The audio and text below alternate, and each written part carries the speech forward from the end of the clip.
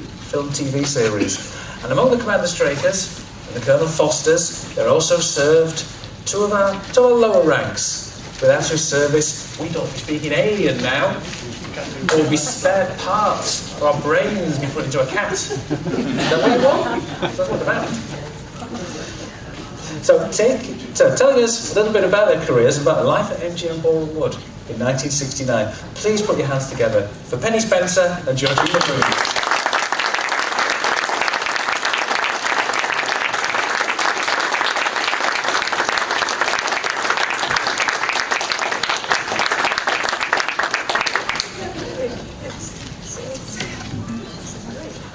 Good morning. Hello.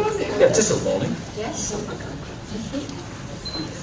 Now, let me take you back to 1969, MGM Ballroom Wood Studios. Well, let me take you further back, because let's take about how you actually first got into acting and performing. Because Penny, you were already on Please Sir. I think so. Because that would have started in '68. Yeah. But how did you first get into acting? I was waiting for my mother in a Wimpy bar one day, which was near where she was. They ran a business, and this woman came over to me and she said, "You've got an amazing face. I think you'd be great in films." It's like a classic, you know. You think, oh. And she actually had a stage school and wanted me to work and became my agent as well. And sent me for lots of jobs, and I just seemed to spend more time on the set than Cambridge Manor. I learnt my craft on the set, really. Yeah, so what sort of other thing we were Please Sir, because that's been rerun quite a lot over the years, but what sort of other things were you on at that point? Well, I did, I think in the beginning I did Crossroads, which I think everybody did, most people. I did a film with Brian Forbes called The Whisperers, which won the Silver Bear in Germany. Edith Evans was amazing. She won Dame Edith Evans, and it was phenomenal to work with her. She was 80-something when she did it, and she was about an old lady who could hear noises and voices, and was a little bit odd, yeah.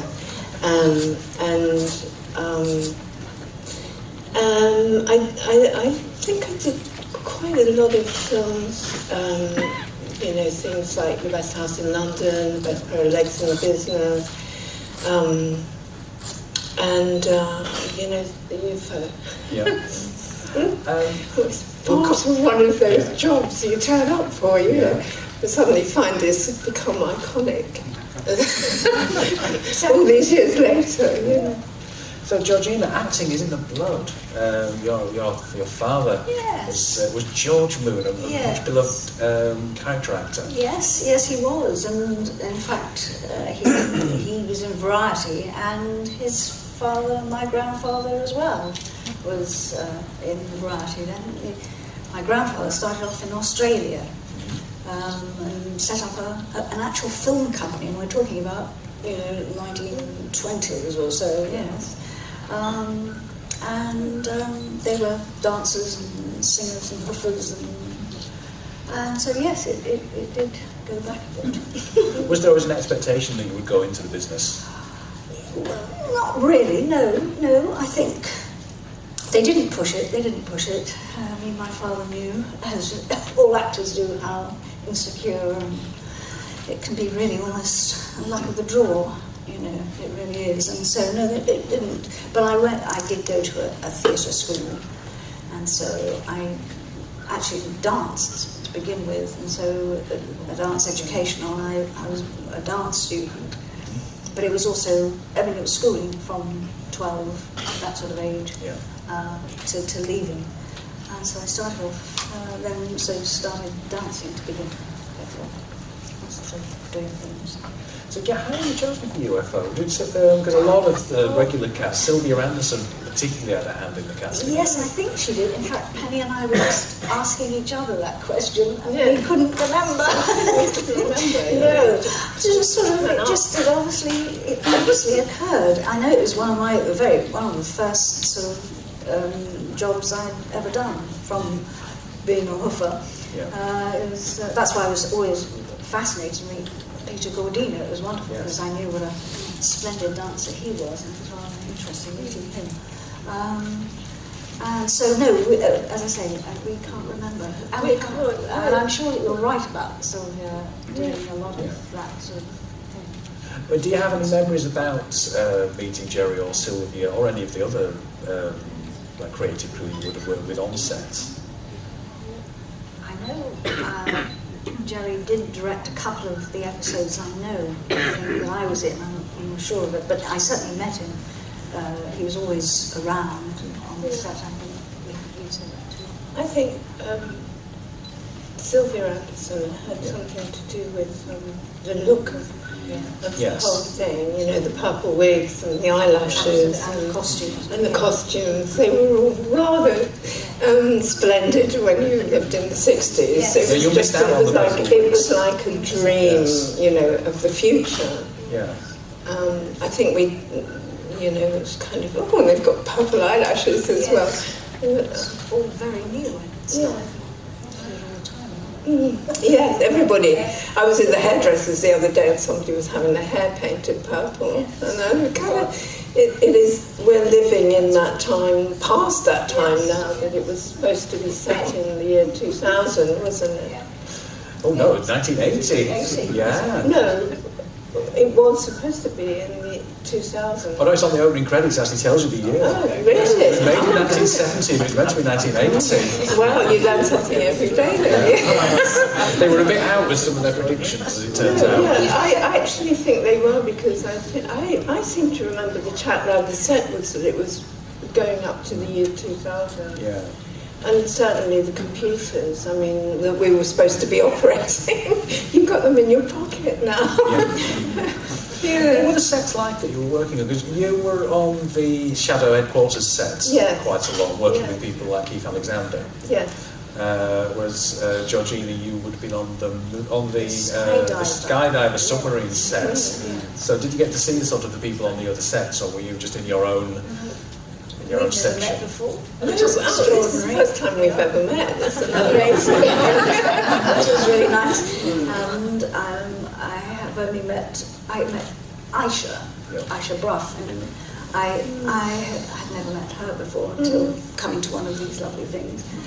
So it's really weird. No one literally was, you know, film-wise, it was just always doing the bits you were in. You never mingled, you never saw anybody else. Yeah. Did the set seem? I mean, you worked on a lot of other productions at the time. Did the UFO set seem particularly impressive to work on? Yes, I think so, because they were very technical. You were supposed to be pressing the buttons. Yeah. Which is rather embarrassing because obviously what was pressing. I didn't. I had been doing all this stuff and looking very serious and it was actually, yes, it was serious. What you press the right button, you know, you had to press the right button. That was quite looking at the buttons. It was always interesting because when I arrived, I remember it was almost like the first day. And Bob Bell, who did a lot of the designing for the sets. And it was quite nice. He came up to me and said hello, and he said, well, you used to go to school with my son, which was wonderful. I had no idea that Nicholas was, I can remember Nick very well, and I had no idea. It was a strange connection. Out of the blue. Rather good. And I think he designed many of the sets for UFO. And I don't know if this mic's working. I remember turning up for work and walked into the makeup room, and my eyes met with the hairdresser.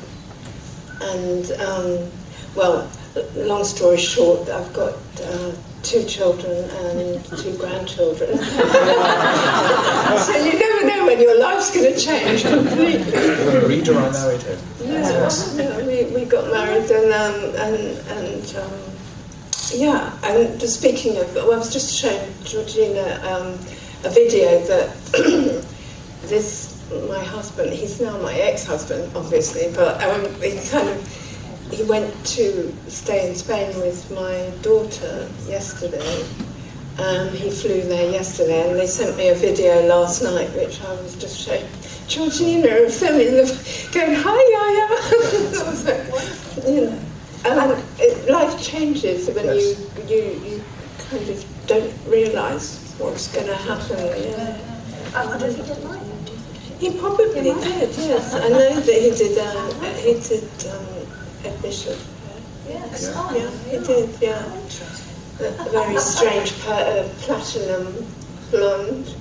Yeah, it didn't necessarily have to be in the room while they were doing his hair. Yeah, no, exactly.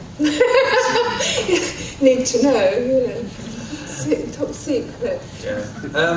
But he had his own hair. It's just that he couldn't have it dyed all the time, or it would have snapped off. Yeah. But they tried that and it didn't work out. Yeah. I suppose one question about MGM Ballroom Wood Studios, which closed down during the production of UFO. And did you have any sort of feel that this was something that was about to happen? Oh, it was fairly empty. I remember. I sort of remember that because it was such a huge, great place. It really was your Hollywood sort of studios, huge. And I can remember it being fairly quiet everywhere, and we were just in one of these huge, great hangars, sort of in the corner almost, even though it was a big set. And I remember the dressing rooms were rather sad and falling apart, and sort of, and they were obviously terribly glamorous, Shame, lovely, great place like that. Yeah, because the story I heard was that Kubrick's 2001 was shot there. And as it was an MGM production and had tied up most of the studio space for like 2 years, it just made the place uneconomic because they couldn't get any other paid work in all that time. But I remember doing a film before that happened, before that era, and I think I remember it being really busy. And then suddenly, with the UFO, it was empty. Yeah. It was a very busy studio. You had people walking about from all different sets.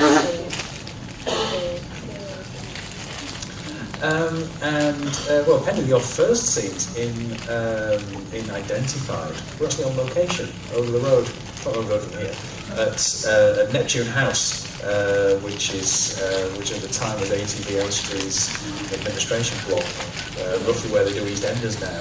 I wonder if you have any memories on that, because you're kind of at the reception desk with a scene with Ed Bishop walking by, and the scene that was cut with George Sewell. I think what I remember was that it was very, there was a lot of secret stuff going on, which was probably, a little bit method. Because that was the secret place, wasn't it? Yes. It was the front for... yes, for Shado. For Shado, yeah. Busy saving the world. And so the feeling was that it was secret. And I do remember feeling that.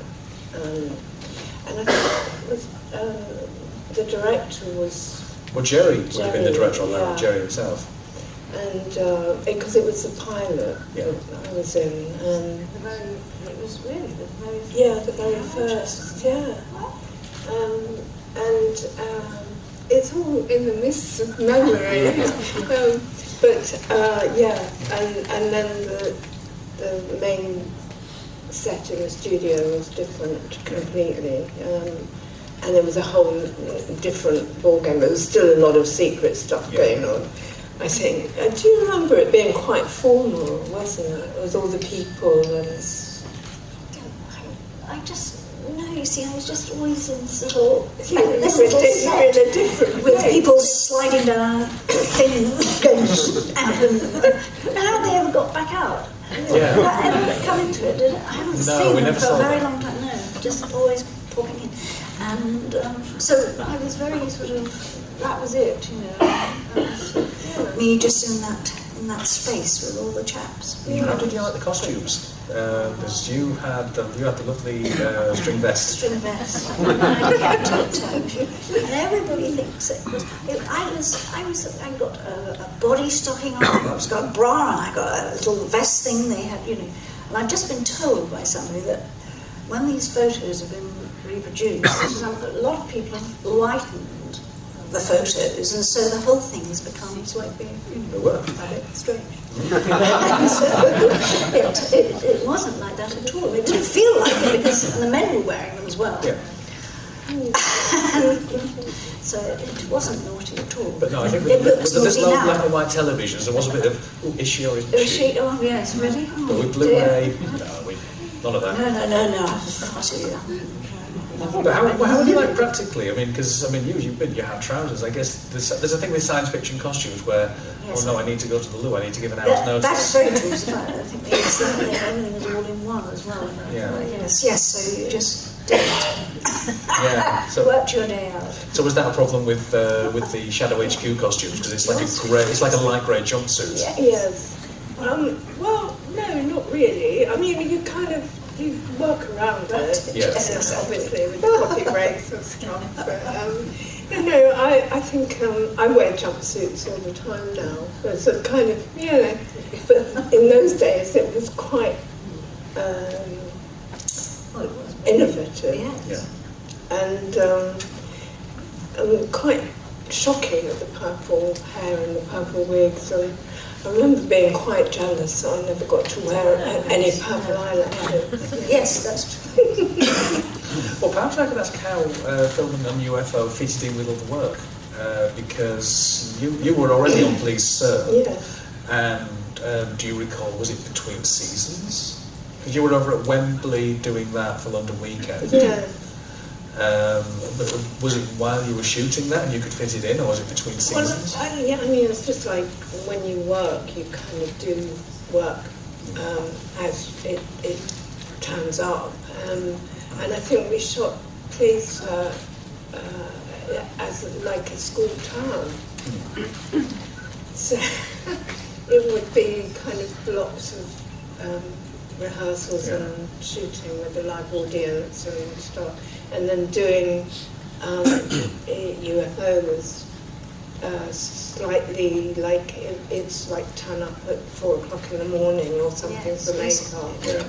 You're working all day. It's slightly different sort of working, isn't I it? recall you quite quickly late in the day as well. Yeah. Because I luckily I was just finishing. And that was my first job with Liberace, and it was just down the road at Elstree where EastEnders is now. And it was a wonderful thing because it was Delt, so it was all close. But I remember actually he did a series over here. Yeah, that was for Luke Grade as well, wasn't it? Pardon? That was for Luke Grade as well. Yes, wasn't it? yes, it was. Yes, very much so. And it was wonderful. It was.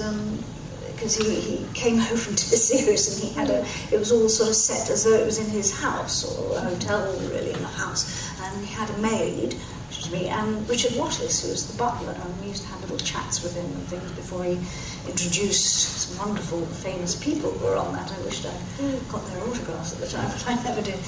But I remember thinking, oh God, is it ever going to clash? I was just finishing this Liberace thing. Because UFO, they would call you the night before and say, we need you, as you say. Yeah. So you were doing the two things at exactly the same time? Just towards the end, yes, I was, yes. Bizarre. That's actually quite an interesting segue into the next question, because you've both done a lot of sitcom work. And as I'm sure you all know, that basically involves working with 3 cameras and an audience, which is very different to one movie camera on a film set. And is there a different style of acting involved with that? I suppose there's there's a sort of difference, because if you do sitcoms with the audience, you do have to consider the laughter like you do on stage, Whereas with UFO, obviously it is. Yes, it is. It is different. It is different. Yes, you don't have audience reaction, and I think that it's knowing where this is going to go is into somebody's house, where they're going to, be in fantasy mode. It is a completely different way of thinking about the audience that you're reaching is different. I mean, with Pleaso, it was a bit tongue-in-cheek anyway, a bit carry-on, and had a sort of different kind of audience, I think, probably. But I remember that when we shot it, we had a live audience of people who'd come on the coach, and they had an expectation about what they were going to see. It was a bit. I remember some of the actors on it would bite their nails because it was quite scary. Because they'd shoot it all in. It would all be shot in one go. Except that they would sometimes stop to reset the set and the furniture and the lights. But they like to try and get it done. Yeah, they do like to get it all done in one go. Something like UFO, you could stop and do it again, and there were different angles, and you got to repeat it. And so it is. Point of view over the shoulder shot. Yes. Kind of close up, reverse. Reaction and long shots. It's different, a completely different medium, really. Do you have any memories of the other actors that you worked on UFO? I mean, Georgina, you had the other skydiver crew like Jeremy Wilkin and John Kelly. Yes, very much so. Yes. And the great Peter Gordino. Yes, again, as I say, he was. Yes, I was really sort of in awe meeting him, as I said before, because he was a dancer. But anyway, yes, and what can I think? I don't know, George Sewell, I remember, because we met up many years later in an Agatha Christie play that went on tour, and he was nice to I was also in skydiving with the lovely Milk Tray Man. Oh yes, Gary Myers. Yes, that was a little bit of a, he was rather an attractive chap.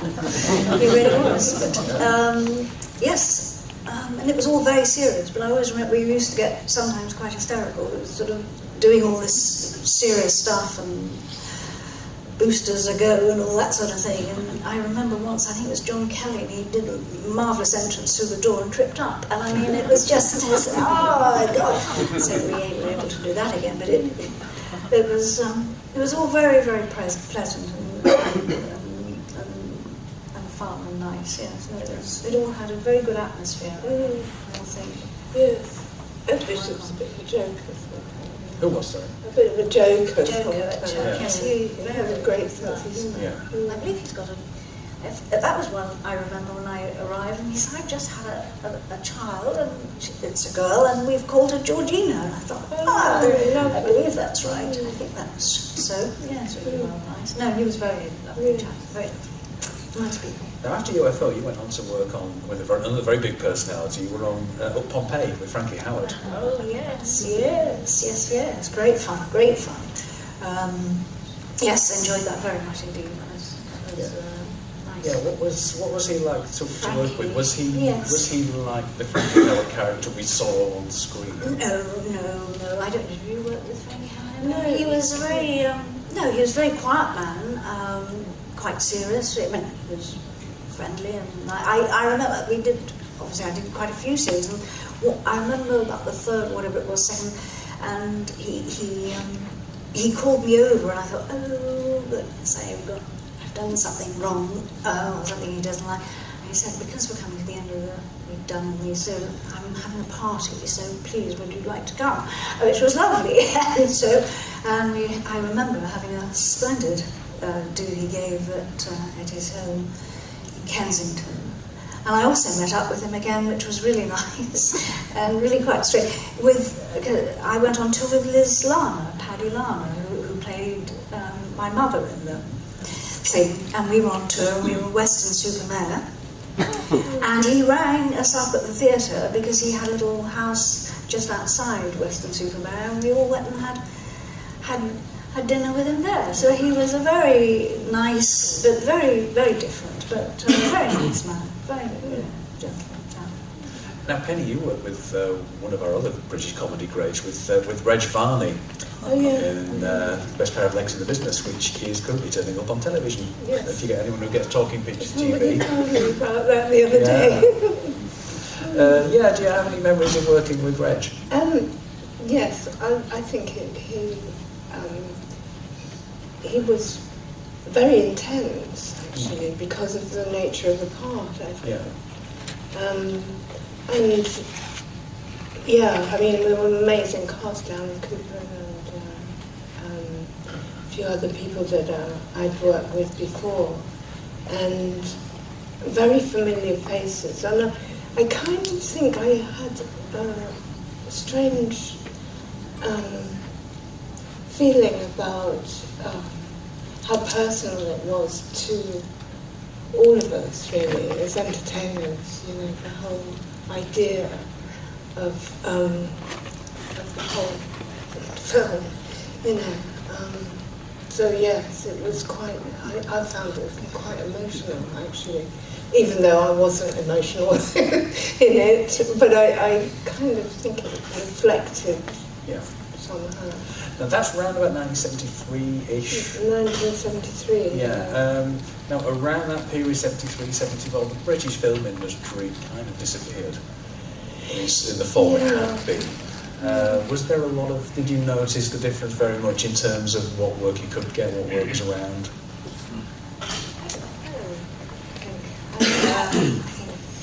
I know, actors, you know, it's a bizarre profession. It always will be, I think. Probably getting even harder because there's so much more stuff you can do now. You know, it's not just a TV or a film. It's sort of such a big number now, and it's. But in the 70s, I don't know, because it's all changed. And so then, as I say, there was a small amount of. I mean, advertising was coming in. Yeah. I do seem to remember doing can I say what the product was? Oh yeah, we're not on the BBC. No, okay. There was like about 5 different well-known faces. We all had the same reaction to this product, which was buttermilk. Yes, buttermilk. You know, and I think it's quite normal for actors now to be signed to a label or to some kind of other form of income. Yeah. But it wasn't very much in those days. In those days, people didn't want to be. No, it was frowned on. It was frowned on, Yeah. yes, exactly. Yeah. But now it's kind of currency, isn't yes, it? that's true. But I think, I think the business has changed a lot. It's like I went to see Cat on a Hot Tin Roof recently, with 2 TV stars in, you know, who were both very good. But, you know, it's like you used to seeing Elizabeth Taylor play that part, and it was a different interpretation. Jack O'Connell and Sienna Miller, you know, they had a different way of doing it, you know, and I don't know that years ago it was like you either did film, television, or theatre. Yes. You know, people who did television was frowned on in some way. So yeah, I mean the attitude has changed towards media and. Now, checking your IMDb listings, it kind of finishes at the end of the 70s. Now, what became of you? What was happening in your life? Well, I like I said, I met my husband and father of my children to be, and I was very broody around about that time. I kept thinking, I wish the phone had stopped ringing because I want to paint the front room. I don't know if anybody relates to that, any women might do. And, you know, and I wanted to have a couple of kids. I wanted to. I didn't know that at the time, but that was the feeling. I wanted to live the good life, you know, which John and Bob wrote. And I think I had my son in '79 and my daughter in '75. I did a tour. I went on tour with a production that a lot of the cast and police did. And we had an absolute riot. They were trying to control me, which, you know, at the time didn't feel very comfortable. But then I went to Australia. Malcolm was meant to come with me, who was also in Police Out, and he was meant to come with me, and he dropped out in the last minutes. And I found myself going to Australia and back in a week, and going to 3 cities in that time, and being woken up in the morning. Yeah, you're live on, so I don't know what radio show. Can you tell us about your relationship? Got this terrible hangover from all the bull's blood wine they were feeding me, and you know, trying to prop me up, and it was, yeah, that kind of thing was happening in my life. And I think I came back from there, and I got off the plane in Beirut, and it was 1974. And the war broke out the next day, and I got back and watched it on TV, you know, and said, I'm never leaving the country again, because they had Kalashnikovs and all these kind of weapons. So, Georgina, you did a lot of comedy work. Yes, and a lot of stage, yes, tours. You see, that doesn't sort of seem to happen as much as it used to, you know, the famous summer seasons, you know. Yes. I've done a few End of the Piers numbers, you know, with John Inman and, you know, Shado Sullivan, and I also, you talking about, I don't know, did you ever do one of the Derek Nimmo tours? No. Of the far Middle East? That was pretty wonderful. They were rather good. They were very nice because he set up this sort of theatre company with the Hilton hotels, and it was a joy. I mean, it was wonderful. You went over and you stayed in the Hilton hotels, and then in the evening you did the show. They set up a stage and things. And I did was No Sex Please We're British with David Jason, Jeffrey Davis, and it was wonderful. But we went to Dubai and we went to Singapore, and we were going to go to Muscat, but they wouldn't let us in because they didn't like No Sex Please We're British, the sound of the thing. So we had a week of sitting by the pool. It was hell. It was a wonderful thing that Derek had set up. It was a great thing. You think No Sex, the clues in the title? No, I know. They said, we'll beep it out, it was, yes.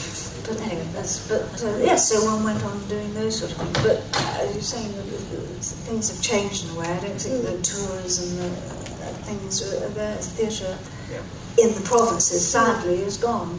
There aren't so many theatres like that. But there was a lot of work you were doing which we wouldn't necessarily be able to just pick up the internet and say, that was happening. No. Yeah. No, it was sort of, I don't know, because one did a lot of tours, yes. Yeah. I remember doing things like Call My Bluff with Frank. Frank Muir. Yeah, Frank Muir, and because he was involved with police, he was very involved with the first episode. He was head of comedy a little bit. Yeah, he was head of comedy, yes. And they brought him in to because they couldn't figure out how the first episode was going to end. Yeah. I seem to have been in a lot of first episodes, but it kind of, and they got him in to do the closure of that first show. And when I did Call My Bluff, Kenneth Williams, it was wonderful to work with him. He's another comedy giant, come on, Carry On and stuff. Yeah, sadly missed. Now, I wonder, do we have time to throw the questions open to the floor? No, do we? Oops.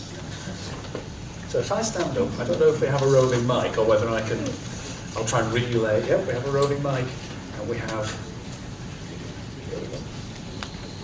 And we have a hand up. Oh, hi. It's a question for both our guests. Obviously, you're here today, we were talking about UFO and your career in British comedy as well. So nowadays, where do you find people have the most interest? In the comedy side of your career? Do you do, British comedy conventions, or are people more interested in UFO? Just when you generally talk to people about what you've done, what do you think, or is it all pretty much? I don't know. I think I did a couple of the Carry On films, and that are all obviously very popular. I don't know whether it's... and I've mostly done light entertainment and comedy anyway. Whether it be... the serious most I got was an Agatha Christie with George Short, as I said. So all the other things I've done have always been light entertainment. I don't know with you, Penny, the same? Yes, I think... I think probably I worked a lot in comedy, and I wanted to do more drama, but it always seemed like they put me in comedy. I think light entertainment. Yeah, exactly. I think people are interested in what happened, in the 60s. Yes, and a lot of light comedy was going around at that time. No, yes. Does that answer your question? Oh, yes. So, there you go. Let's say last night, you do have a look at Rupert Davis, played your 90s dad. Hello. How exactly did you get into your roles? Did you get to have a bit more like creative freedom, or were the directors and producers like, no, this character needs to be like this, can you please do it like this? Or did you get a bit of freedom when you got certain roles? Well, I know with my part, I did what I was told to do because it wasn't your chit-chat. So as I didn't really know probably what I was meant to be doing, with all these knobs and things and turning things. So no, with UFO, definitely one kept to the script. I remember it not really very. I mean, and also I don't really particularly remember them where you can start something and they will say no, let's change it, and they didn't. They seem to have written it and they knew that's what they wanted, and I wish they kept some of the scripts. It's a shame. So that was my part. Yeah. I would have with UFO. I don't know. I think that's true on UFO. They knew what they wanted. But for example, I did a telly for the BBC. I think it was the Troubleshooters, which was about the oil industry, and I was paying. I think I've got the right character in the right show, but I was playing this character called Poppy Mandragora. And she was like, she had an adult brain, and I was too organised, and the director was a woman, and she said, no, she's very like this, and I had to adjust my performance to that. But it's quite, I think quite often if a director knows what they want, they will go for it. For example, when I was doing The Whisperers, they will do as many takes as they want because they want to see it in a different way or this way or that way. And sometimes you think, oh God, which take have they used? I don't know. But